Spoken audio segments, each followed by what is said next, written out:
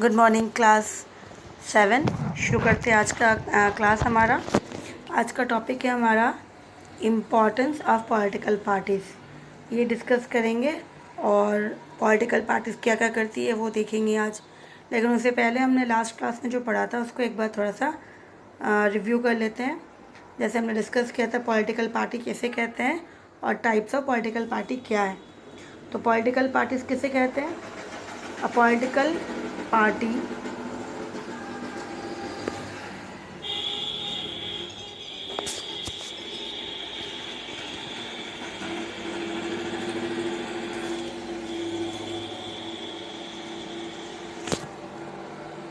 A political party refers to a group of people who share similar views on political matters and policies to ensure collective good of the society।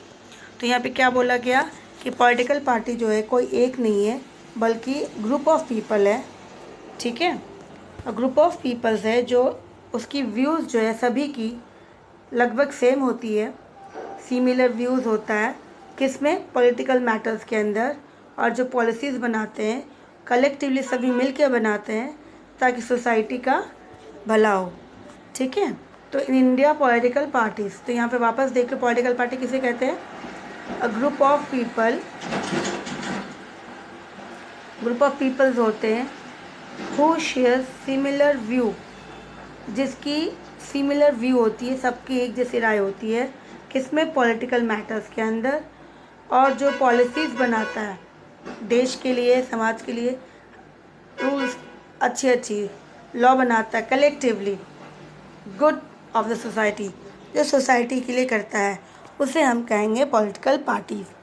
Now in India all political parties are required to be registered. India में जितने सारे political party है उनको register करना पड़ता है अपना नाम। कहाँ पे? इलेक्शन कमीशन ऑफ इंडिया के अंडर में उन्हें अपना नाम रजिस्टर करना पड़ता है। अब हम देखेंगे टाइप्स ऑफ पॉलिटिकल पार्टीज। हमने पढ़ा था there are 2 types of party. National the election commission जो इंडिया में उन्होंने रिकॉग्नाइज किया 2 टाइप्स ऑफ पार्टीज़, एक तो नेशनल लेवल पे और एक स्टेट लेवल पे। नेशनल लेवल पर पार्टी जो है उसको कैसे बोलेंगे कि वो नेशनल लेवल का पार्टी है?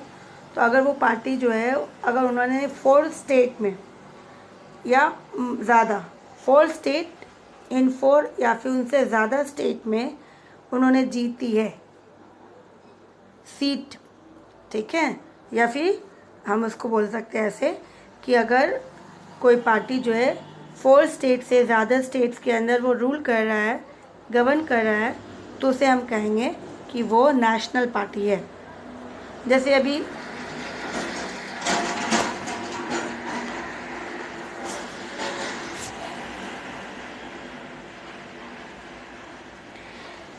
हमारे अभी ये भारतीय जनता पार्टी, ये भी नेशनल पार्टी है। Indian national Congress national party है। तो ये दोनों ही नेशनल पार्टी है। करंटली इंडिया में 6 अभी फ़िलहाल करंटली 6 नेशनल पार्टी है, क्योंकि क्राइटेरिया क्या बोला गया कि अगर कोई भी पार्टी अगर 4 मिनिमम कितना होना चाहिए? 4 स्टेट के अंदर अगर वो रूल कर रहा है, गवर्न कर रहा है, तो ही उसको हम कहेंगे कि वो नेशनल पार्टी है। नहीं तो वो क्या कहलाएगा? वो कहलाएगा स्टेट पार्टी या रीजनल पार्टी।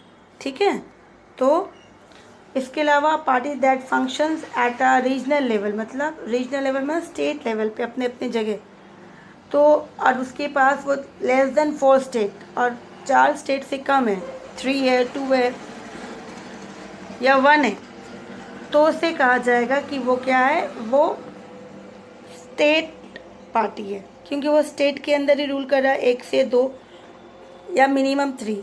लेकिन अगर 4 हो जाता तो वो 4 हो जाने से क्या हो जाएगा? वो स्टेट पार्टी नहीं कहलाएगा, वो नेशनल पार्टी कहलाएगा। ठीक है, तो जैसे यहाँ पे एग्जांपल्स बहुत सारे हमने पढ़ा था। एक एग्जाम्पल तृणमूल कांग्रेस ऑफ वेस्ट बंगाल, ये है, ये स्टेट पार्टी है। मेघालय डेमोक्रेटिक पार्टी है ऑफ मेघालय। ये सब अपने अपने स्टेट में ही जीतते हैं, बाकी कहीं और जो ये जीतते नहीं हैं, इसके लिए ये स्टेट पार्टी है। अब हम लोग मूव करेंगे। आज का टॉपिक हमारा इम्पोर्टेंस ऑफ पॉलिटिकल पार्टी क्या है। तो पॉलिटिकल पार्टी का इम्पोर्टेंस क्या है, वो क्या करती है? सबसे पहले पॉलिटिकल पार्टी प्रोवाइड करती है चॉइसेस। जैसे अगर हमने डिस्कस किया था कि अगर बहुत सारे पॉलिटिकल पार्टी खड़े होते हैं तभी तो हम उसको चूज़ कर सकते हैं कि हम हमारे लिए कौन सा पार्टी, अगर 3 है तो 3 में से सबसे अच्छा जो होगा उसको चूज़ करेंगे। तो ये हमारे लिए इम्पॉर्टेंट है कि हमारे लिए वो क्या करते हैं, चॉइसेस देते हैं, इनफ चॉइस प्रोवाइड करते हैं वोटर्स को, ताकि वो हम अपने हिसाब से चूज़ करें कि हमारे लिए कौन से अच्छे हैं जो हमारे स्टेट में, हमारे एरिया में काम करेंगे, हमारे लिए काम करेंगे, हम उसको बेस्ट निकालेंगे कि जो हमारे लिए अच्छा है। तो हमें प्रोवाइड करता है चॉइसेस। दूसरा है, जब भी वो कैंपेनिंग करते हैं, जब भी वो भाषण देते हैं, इलेक्शन के लिए प्रचार करते हैं, रैली निकालते हैं, है ना, स्पीच देते हैं, तो पॉलिटिकल पार्टीज़ क्या करती है, वो क्या करती है, help in forming public opinions, कि जनता क्या चाहती है, जनता के विचारों को सामने लाया जाता है, ओपिनियंस, पब्लिक ओपिनियंस लाते हैं और उसी को हाईलाइट करते हैं, और वो क्या क्या प्रॉब्लम में फेस होते हैं, उसके एरिया में क्या क्या प्रॉब्लम हो रहा है, उस प्रॉब्लम को वो हाईलाइट करते हैं और वो प्रॉमिसेस करते हैं कि उनकी प्रॉब्लम को वो सॉल्व करेंगे। तो इसी तरह से पॉलिटिकल पार्टीज़ उनकी प्रॉब्लम्स को सॉल्व करने की कोशिश करते हैं। फिर थर्डली, तो वो सेकंड हो गया, third, then fourth point. Then third point क्या है,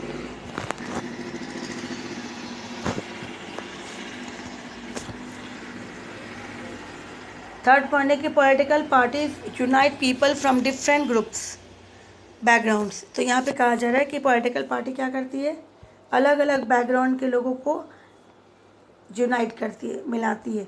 किस बेसिस पे, क्योंकि पॉलिटिकल इश्यूज़, जब हम कोई पॉलिटिकल पार्टीज़ के सभी लोग बैठते हैं तो वो डिस्कस करते हैं पॉलिटिकल इश्यूज़ को लेके, तो सबकी व्यूज़ जो होती है सिमिलर होती है। एंड रिक्वायर्ड पॉलिसीज़, तभी जाके कोई रूल्स बनता है। अगर सभी अलग अलग बोलेंगे, अलग अलग विचार रखेंगे, तो कभी भी कोई भी पॉलिसीज़ मतलब रूल्स नहीं बन पाएगी, देश के लिए कोई भी चीज़ें नहीं बन पाएगी। तो इसके लिए उनको बहुत ज़रूरी है कि वो सारे मिलके काम करें, ठीक है। तो इसीलिए कहा गया कि वो यूनाइटेड करते हैं सबको, थर्ड हो गया। Fourth, after the election political parties which are not able to get the majority seat form the opposition party. अब जब इलेक्शन के बाद सारे पार्टी जीत जाती है, कोई 40%, कोई 70% जीतता है, तो कोई 30% जीतता है। अब यहाँ पे देखो 70% वाला तो जीता है, 30% वाले ने भी जीता, लेकिन इसका परसेंटेज कम है। तो पार्लियामेंट में ये भी बैठेंगे, मतलब ये मान लो ये हॉल है पार्लियामेंट का, पार्लियामेंट रूम में सभी बैठेंगे, तो ये पावर सबसे ज़्यादा किसका, 70 वालों का। 30 वाले चुपचाप रहेंगे क्योंकि इनको भी सीट मिला, लेकिन इनके पास कम सीट है। ज़्यादा सीट जो है किसने ले लिया, 70% वालों ने जीता है। तो इसी तरह से इनके पास 30% है, इसका मतलब ये है कि इनके पास भी पावर है लेकिन कम है। सबसे इम्पॉर्टेंट बात है कि अपोजिशन क्या करती है, नज़र रखती है,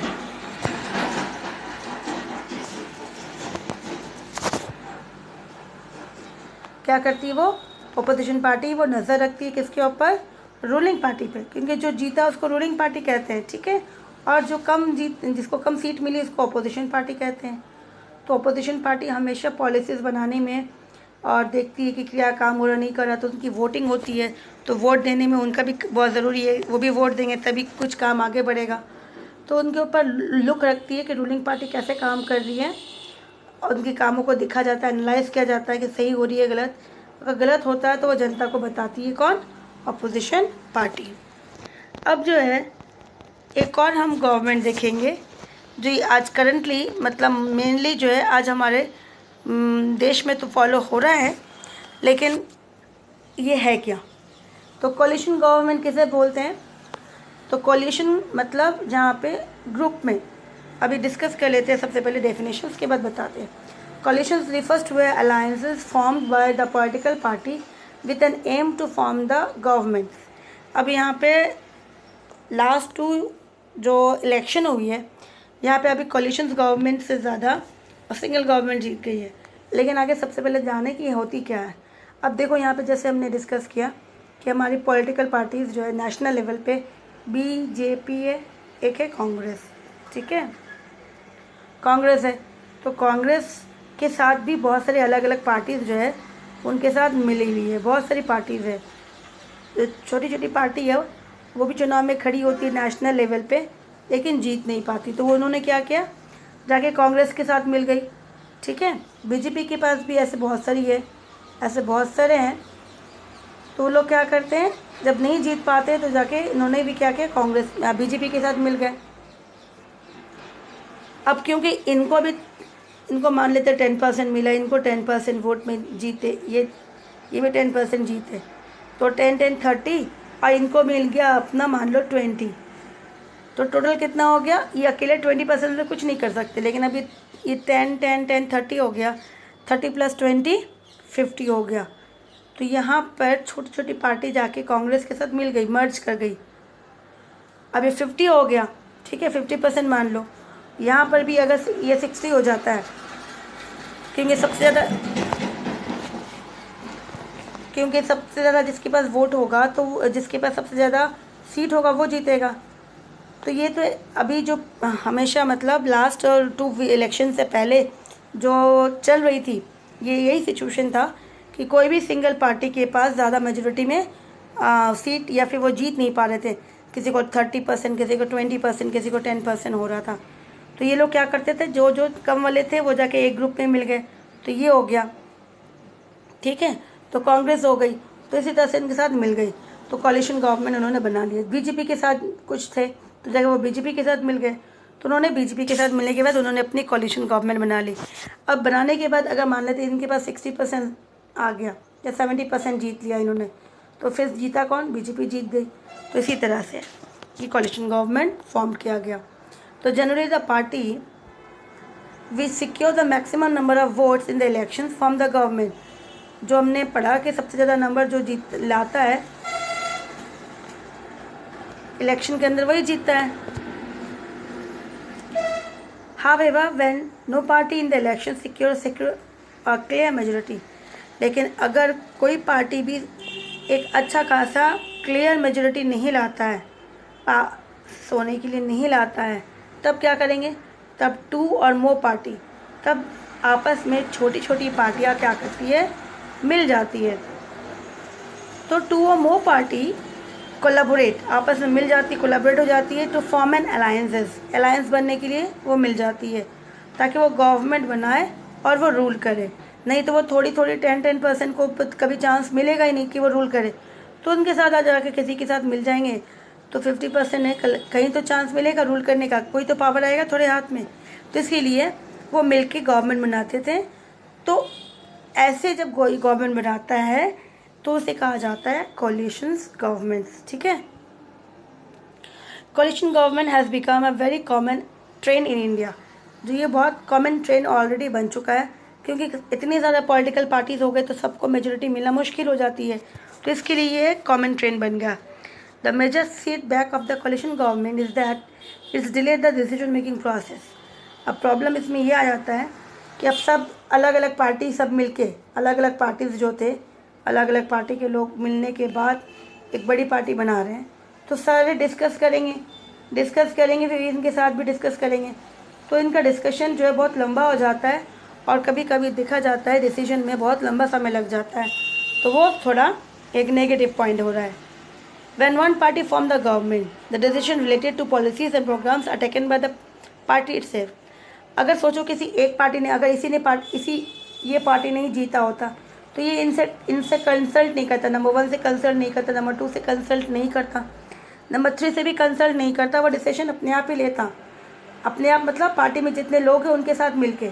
लेकिन अब क्या हो गया, नंबर 1 में कितने सारे लोग मिले हुए, उनके साथ डिस्कस करो, फिर नंबर 2 के साथ डिस्कस करो, उनके साथ जितने लोग हैं उनके साथ डिस्कस करो, तो प्रोसेस लंबा हो जाता है। तो इसके लिए ये थोड़ा सा एक नेगेटिव फीडबैक है। However, in coalition government, all the parties of all the alliances are to be consulted। जहाँ पे मैंने डिस्कस किया कि वो कंसल्ट करना पड़ता है, तब जाके कोई रूल्स पास आउट होता है, ठीक है। तो हमारा चैप्टर जो है कंप्लीट हो गया। हम लोग नेक्स्ट क्लास में इसकी क्वेश्चन आंसर्स जो है वो आपको देंगे, ताकि आप चैप्टर कंप्लीट कर लो, और नेक्स्ट क्लास में फिर हम लोग मूव करेंगे न्यू चैप्टर से, ठीक है। Till then take care and do your work, complete your work.